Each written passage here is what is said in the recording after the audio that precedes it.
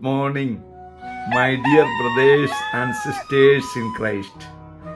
Through the gospel today, Jesus explains to understand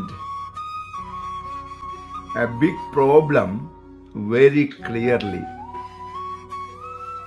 Yes, I have brothers and sisters. Who are they? Those who obey my Father's will are my brothers and my sisters. God bless you. Amen.